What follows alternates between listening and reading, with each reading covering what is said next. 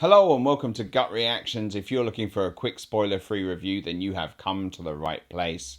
And today we are watching Psycho Goreman. Many moons ago, a nameless evil was imprisoned in a place far beyond reach. Hurry up!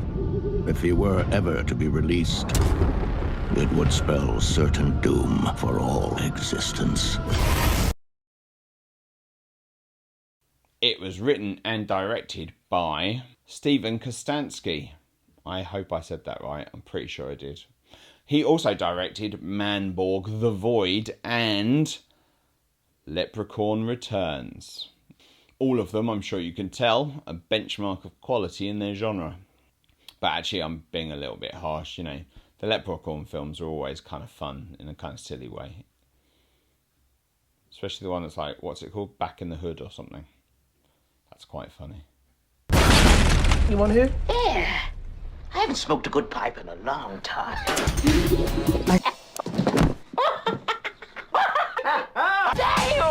But what he's most known for, I mean Steven Kostanski, not the Leprechaun, because the Leprechaun's most known for being on a pot of gold and attacking Jennifer Aniston before she was famous. We're like really scared. Steven Kostanski is most known for being a makeup artist and one that specialises in like rubber suits and prosthetics. So you'll have seen his stuff on shows like Star Trek Discovery and also Hannibal. Oh, I love that TV show. Hannibal's great. You should watch Hannibal. Have you watched Hannibal? You need to watch Hannibal, because the more of us that watch Hannibal, the more likely it is that they will somehow manage to work out a way to make more seasons. Come on, Hannibal. Let's be having ya. Nobody wants Clarice.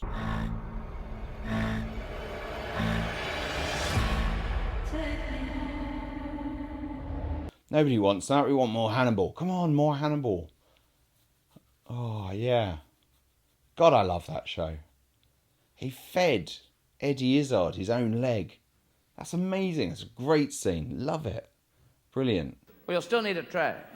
Oh, yeah. He also did stuff for Suicide Squad and Clown. All of those things. Like, great prosthetics.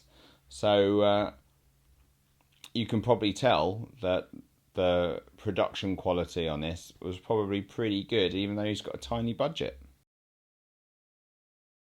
It's about two kids who dig up a mystical gem that gives them control over an evil monster from outer space.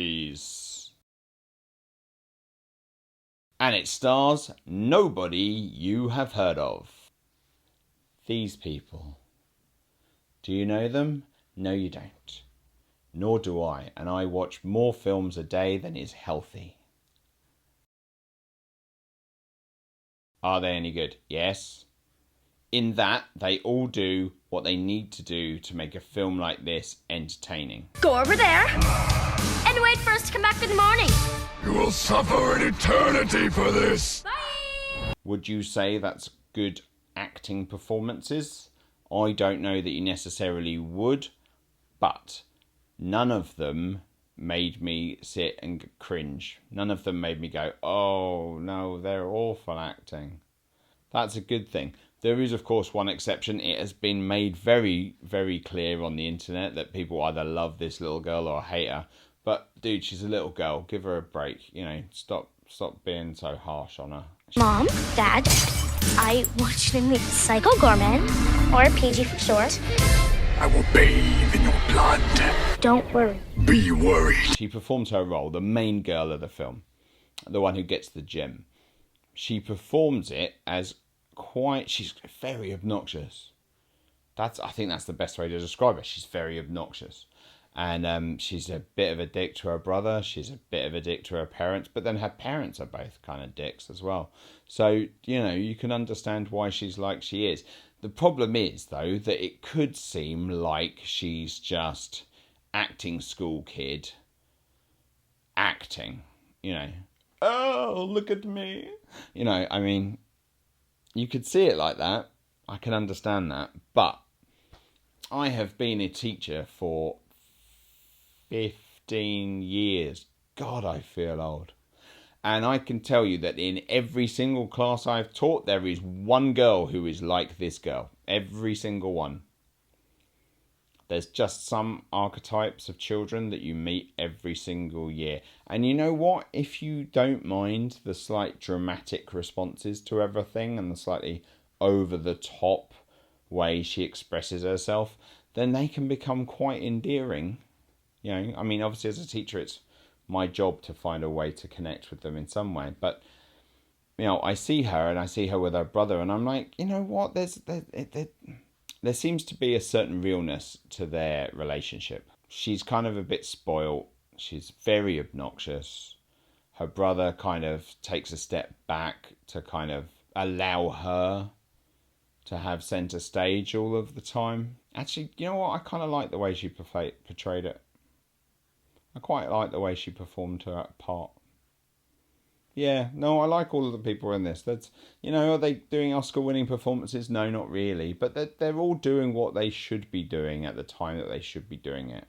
And in a film this cheap, that's fantastic. That's amazing. That's exactly what you want. They don't feel like people who are acting. I did not hit her. It's not true. It's bullshit. I did not hit her. I did not. Oh, hi, Mark. None of them are looking at the words and performing. So that's good. The writing is amusing, and the structure of the film is fairly good in its pacing, at least, in that it never gets boring. There's always something new happening, in that either we'll get like a little action set piece or we'll have quite a funny sort of interaction. And they are funny. The timing is pretty much spot on most of the time. I found it amusing enough that it kept my interest, and the action scenes, although not like something out of a Michael Bay movie, they were done well enough that you didn't mind that it showed that they didn't have the greatest fight choreographers in the world on set.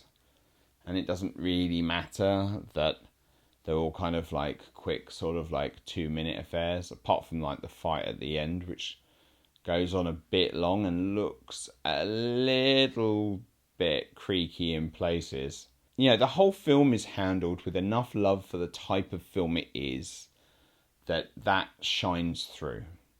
You can see that everybody making this, whether it be just because the director's love for the genre then became infectious to the crew and the cast, or whether everybody working there gets this kind of film, loves this kind of film, and was very invested in making this kind of film. It doesn't matter. What it does matter is it just shows on screen. Everyone knew what they should be doing. Everyone delivers their lines in the way that they should be doing. No scene outstays its welcome. There are repetitive jokes that are still funny because they're refreshed and they're done anew each time. It's just a very enjoyable and very likeable film. It just is. It does have a few gory scenes, not as many as I was expecting, but it works. When they do it, it helps emphasize how ruthlessly evil Psycho Goreman is. It helps make the film more entertaining. The costume and creature makeup is just amazing. They're really, really good. Considering, again, the budget. You know, you might have been raised on nothing but crystal clear CGI effects, but there's still room for a man in a rubber suit. There is. I've been watching the Godzilla, the Japanese Godzilla movies from the 60s recently. I'd forgotten that I do quite love a man in a rubber suit. It's quite amusing.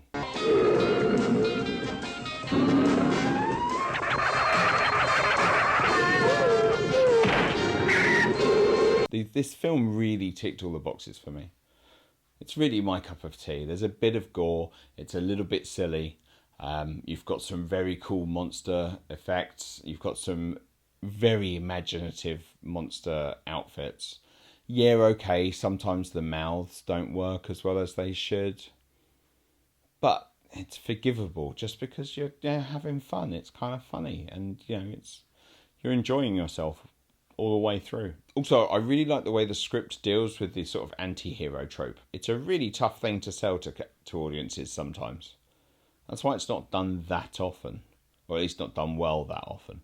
But they handled it very well, and the general growth and development of the characters is believable. I mean, within the context of the type of movie it is. But, they dealt with it really well, and it's a hard thing to pull off. The ultimate evil has awoken.